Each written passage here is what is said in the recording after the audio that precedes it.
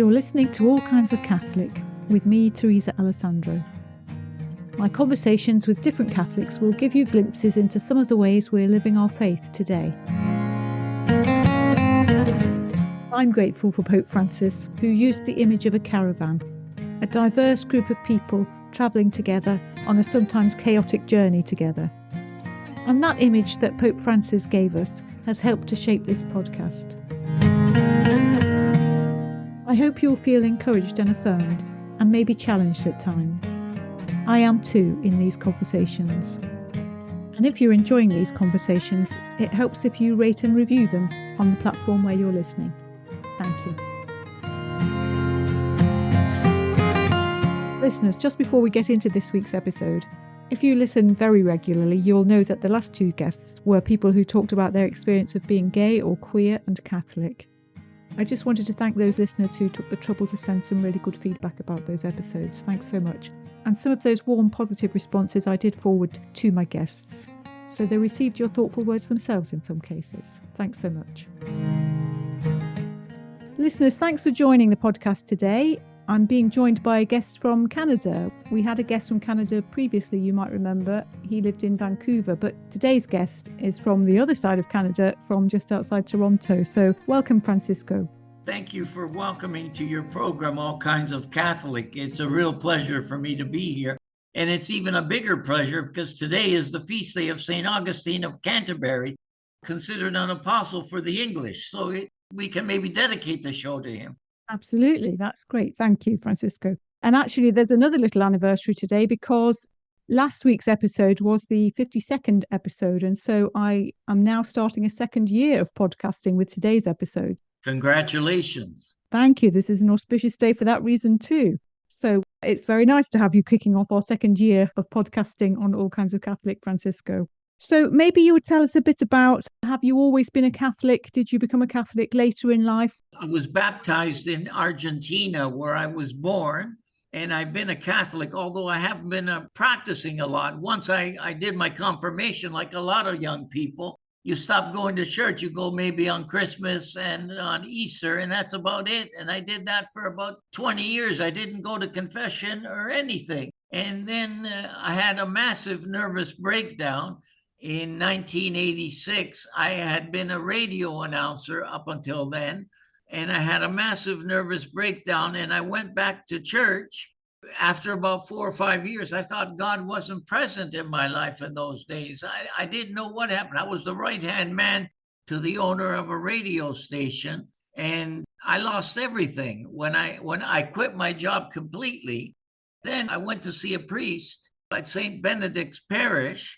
He advised me to go to adoration. So I started going to church every day, and I went to Eucharistic Adoration every day.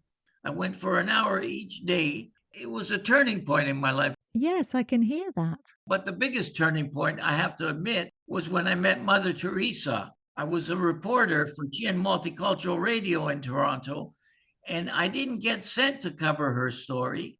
I just went on my own. Even though I didn't know much about her, I followed her around like a lost puppy that day. And I went to every event she had. I even taped her press conference. And at one point, she was opening up one of her homes of charity, the Missionaries of Charity in Toronto. Everybody was trying to touch her except for me. I had my microphone and everything. I was just watching everything. And out of nowhere, I don't know how her arm reached me because I was behind 3 or 4 levels of people. And she reached out to me. I was the very first person, and she put something in my hand. And as it turned out, it was a miraculous medal that she gave me. Wow. I think that was a turning point in my life, as well as going to Eucharistic Adoration. Can we just rewind a little bit? This is really interesting that you worked hard and things were going well in your professional life, and then you had a nervous breakdown and then somehow found your way back to your faith. I'm saying somehow, but I can see, that in a way you instigated that by going and speaking to a priest. Yes. And what was it, do you think, that made you feel like maybe I'll start with that? He was a Salesian priest. I just needed to speak to somebody at the time, and I figured I'd go to him. I heard about him, that he was wonderful with people. So I went to see him. and he advised me to go to Eucharistic Adoration. And I started going to Eucharistic Adoration every day and to church every day. The amazing thing about it, one time, the night before Pope John Paul II died, I ended up going to Eucharistic Adoration, and it was at St. Benedict's Church. And I'll never forget this as long as I live. Rays of light started going down the center of the Eucharistic chapel, and I started counting them. And so I figured there was about 16, and I didn't know what the meaning of it. An old friend of mine was there with me, and I said to her, "Did you see the rays of light?" And she said, "No." And I was trying to figure out, what did this mean? As it turns out, the next pope was Pope Benedict XVI. God was trying to tell me who the next pope was going to be. I guess we do try to make sense of what things mean, what God might be trying to tell us, don't we? When you were there at Adoration, having not been at church for some years, did you feel a connection back to when you were a child, or was this a new adult faith that you were feeling? I think it was a new adult thing because I never went to church every week before that. It was a new feeling. It was a wonderful feeling.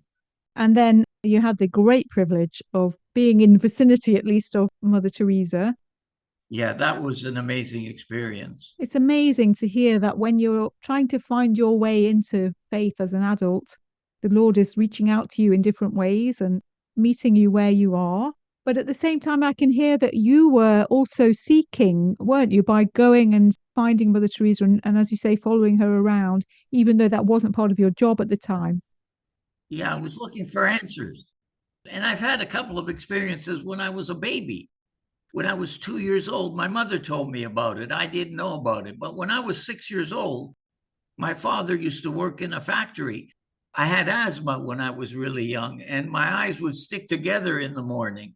He would clean them with hot water so that he would open them up before he went to work. So one morning, I was hearing somebody calling out my name, Franco, because that's what my parents used to call me, Franco.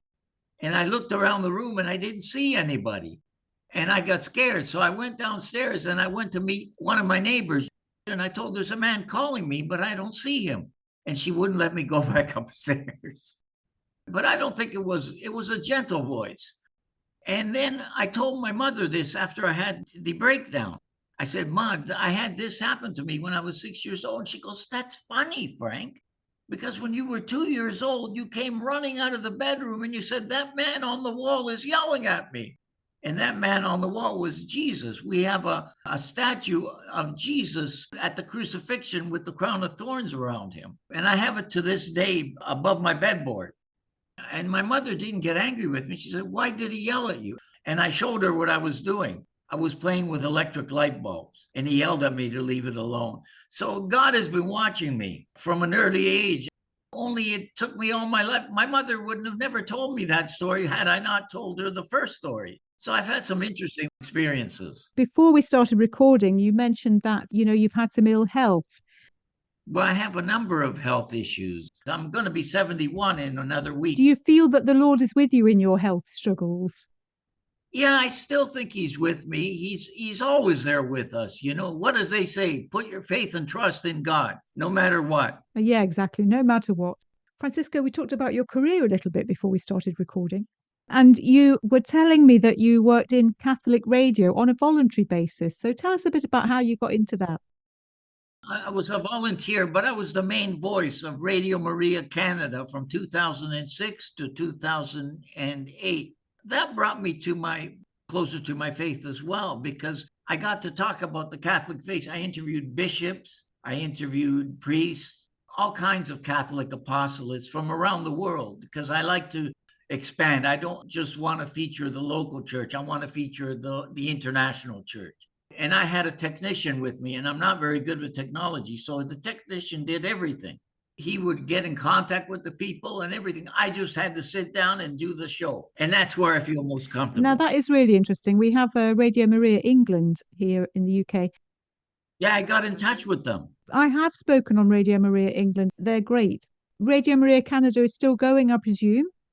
Yeah, they're in Woodbridge, Ontario now. They broadcast over the internet, just like Radio Maria England does. It's a great initiative, isn't it, for sharing the faith? Yes. Tell us about some of the people you interviewed then along the way. Is there anyone that's stuck in your mind? Well, my favorite interview, my goal was to interview Pope Benedict XVI, actually. So I got as close to him as you can get. I interviewed Father Federico Lombardi, who was the spokesperson for Pope Benedict XVI, and he was head of Vatican radio and television, because my dream job always has been to be the English voice of Vatican radio in Rome. So I figured if I can interview this guy and impress him, maybe I can interview the Pope and impress him. Yeah. I interviewed him, and he was very impressed with my interview, because he said to the priest that set it up, this guy knows everything that's going on in the church, because in those days I was really in the loop, and I would read everything I can get my hands on. I would read books written by saints, because I think it's important to know what saints thought of different things and what they did, so we can learn from saints. Absolutely. And so you mentioned Saint Mother Teresa of Calcutta there. Are there some saints' writings that have really stood the test of time for you? Yeah, I have a list of them right here. I prepared them for you. My favorite saint, Saint Maria Faustina Kowalska, who wrote the Divine Mercy Diary. I recommend that diary to everybody that's listening. To me, other than the Bible, it's one of the most important books ever written. It's a conversation with Saint Faustina and Jesus. It's over 600 pages long. Saint Padre Pio, of course. And another book I recommend, because we're all called to be saints, is An Easy Way to Become a Saint by Father Paul O'Sullivan.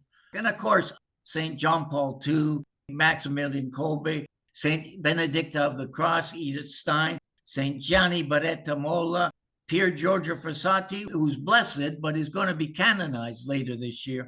And St. Teresa of Avila, I really love. I was in Avila, Spain. I went on a pilgrimage in 2017 for the 100th anniversary of Our Lady of Fatima. And I was in Fatima, I was in Lourdes, I was in Avila, I was in Our Lady of Pompeii in Naples, I was at the Vatican, I was in 4 countries. And it was one of the most amazing pilgrimages I've ever been on. That sounds fantastic.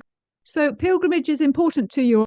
I love going to pilgrimage. I used to go with my mother when she went to pilgrimages around here. We went to Our Lady of Fatima in Youngstown, New York, in the United States. Her favorite saint was Saint Anne, from Saint Anne de Beaupré. The shrine of Saint Anne is just outside of Quebec City in Canada. And Quebec City is one of the most beautiful cities in all of Canada. And visiting the shrine of Saint Anne, the mother of Mary. So Saint Anne de Beaupré is amazing. It was my mother's favorite saint. I hope I got all that right. I'm sure you sound very well informed, Francisco. Tell us a bit about what your faith looks like then for people who are listening and wondering about it. Do you go to Mass every day? Are there prayers you say every day? I don't go every day like I used to, because when I got hit by the car, I became lame and I don't drive anymore. So I have to be taken to Mass by a friend of mine. So you have a good friend who helps you. But I go once a week, and I go to all the holy days of obligation. I go to confession at least every 3 weeks or once a month, because I think going to confession is very important. It's like owning a car and doing an oil change, and confession is our oil change. That's good. I like that. Okay, and then are there prayers that you turn to? Are you somebody who says the Rosary or the Divine Chaplet? I believe in the Rosary. I pray it every day. There was a time I prayed as much as 100 decades a day. Whoa. Now I do 5 decades of the Rosary, and I do the Divine Mercy Chaplet every day at 3:00. There's a wonderful online prayer group at the St. John Paul II National Shrine in Washington at 3:00 every day. They do the Divine Mercy Chaplet, and you can write in prayer requests, and we become friends, even though we don't know what we look like or anything. And the Sisters of Mercy do it, and they're related to St. Maria Faustina Kowalska's order. That sounds really great. I'll put a link to that in the episode notes, Francisco. There'll be a time difference for people to get the hang of, but still, people listening may be interested in opportunities to pray online with others. You mentioned before we began recording that, I was saying I sometimes ask people if there's a favorite bit of scripture, and you came back straight away with your favorite bit of scripture. Share with listeners what bit of scripture means the most to you. It's Romans 8:3:1. If God is for us, who can be against us? It means everything to me, because if we have God in our lives, it doesn't matter what trauma or danger we face, we have everything we need. Are the words there something that you've reminded yourself of when times are difficult, or do you find that you're actually quite serene in challenging times? I have difficult times like everybody else because I'm just human, but that prayer helps me because it makes me understand that God is here no matter how difficult it might be. Right. So it gives you some kind of comfort and strength. Yes, everything we do, we should offer it up for the conversion of sinners and salvation of great sinners. No matter what suffering we are suffering, no matter what we face, no matter how hard our challenges are, offer it up. Don't waste anything. Francisco, I'm not sure whether we said this, but you mentioned being a child in Argentina. When did you come to Canada then? Was there somewhere else in between, or did you come straight from Argentina to Canada? I had a sister, Liliana. She died before she was 1 year old. I was basically raised as an only child all my life. We came to Canada in 1959. When they took me to kindergarten, they rejected me because I couldn't speak English. So I couldn't go to kindergarten. I had to sit out for that year. In those days, you had to speak English, and I didn't. And I learned just hanging out with my neighbor's kids downstairs over the following year. Nowadays, we'd know, of course, that if you were immersed in kindergarten, you would have learned English in no time. Yeah. So you've made Canada your home. It's perhaps the home you most remember. Do you have memories of Argentina? Yeah, I went to visit with my mother. I took my mother in I think it was 88 or 89, and we met all her family there. And my mother, of course, passed away in 2013, along with my father. They died 5 months apart, so that was a difficult time in my life. I'm wondering whether, since you had your nervous breakdown, has your mental health been much better since coming back to your faith? Do you think that's helped? Been a bit better. I still go through my depression. And is there anything about faith that helps with that, or do you think it's something different? It helps me hang in there. I don't know if that makes sense, but it helps me to hang in there when it seems everything seems lost.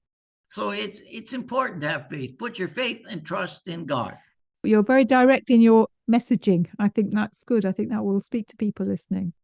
As someone who's lived in Canada then for most of your life, I wonder if there's any differences in the church in Canada that people listening in other parts of the world, like here in the UK, might be surprised by.